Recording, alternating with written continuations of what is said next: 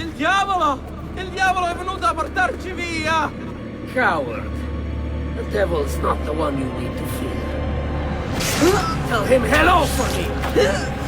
I know you're here! Assassin! Show yourself! Or are you afraid? Obviously, you've changed a lot of things about the game structure and so on. Can you tell us a little bit why did you want to change the structure of the game up from the first one?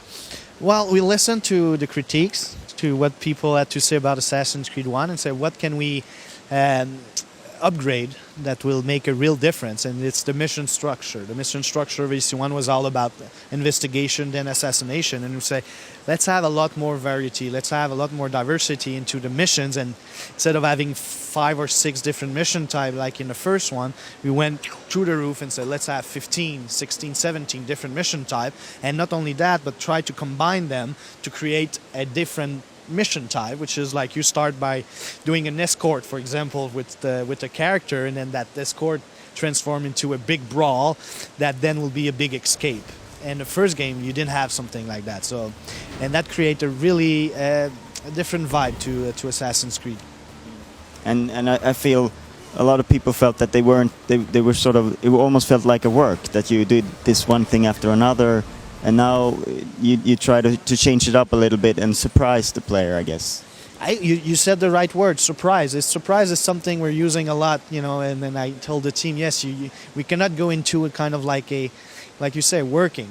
That was AC1 because you were like Altair was a monk, right? He was a warrior monk, and it was all about following the Brotherhood.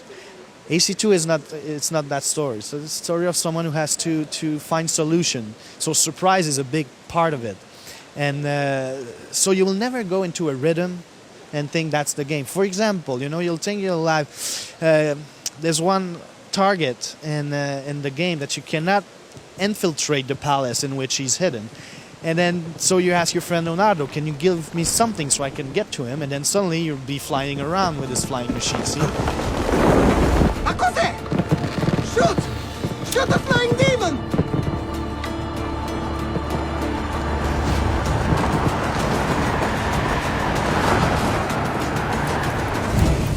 This is totally different. That's like a different mission type, but it's more than that, right? You're like somewhere else, sorry. You're somewhere else suddenly. And that creates a bigger and much brighter experience with the game.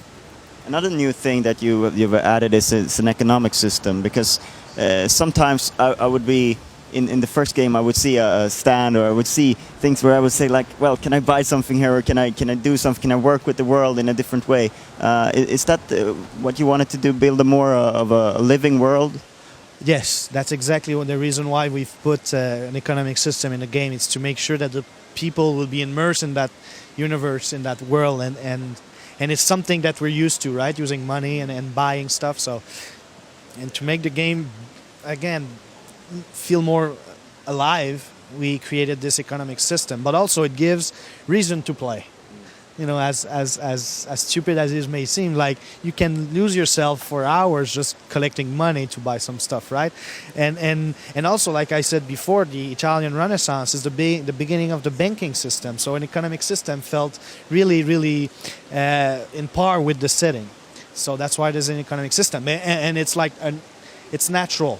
You know, like you go and buy some throwing knives, you go and buy some smoke bomb because that's a new gadget that you'll have at your disposal. And you go inside and you blend it, and suddenly you steal money from someone. You can go in a back alley, assassinate someone, steal his money. You can also loot around chests, treasure chests, for example. So the economic system is a big part of having fun with the toy, just having there and go and get money.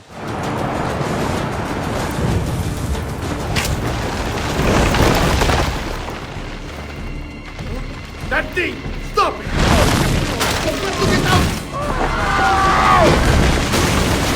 But then again, like the movement of the assassin, that's to me, that's perhaps what really set the first game apart from everything else that I'd played before.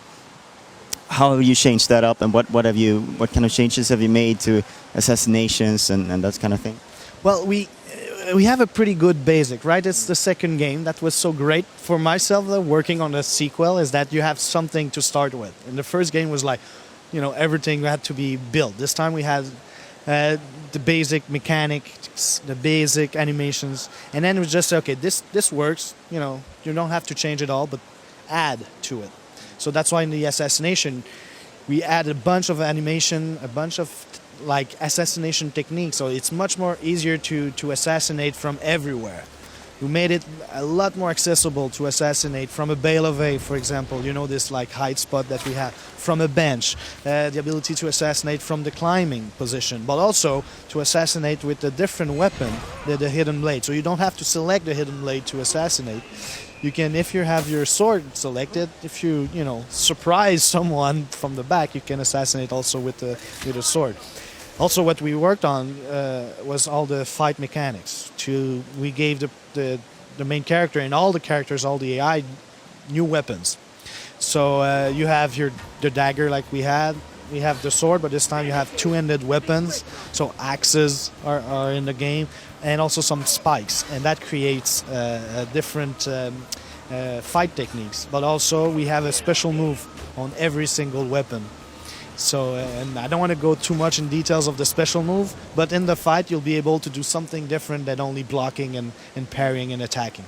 Sounds like every fight will be, that there will be more variation in the fighting, and that you will see much more different things from the enemies. Well, diversity and variety was part of the main vision for Assassin's Creed 2. So on every aspect of the game, we tried to make it more different each time you play, yes. Okay, I'd like to thank you for your time. Pleasure. Pleasure meeting you. Wait! I'm sure we can come to an arrangement. I'll give you anything you want. Name your price. I make this sacrifice for the greater good. Requiescat in pace.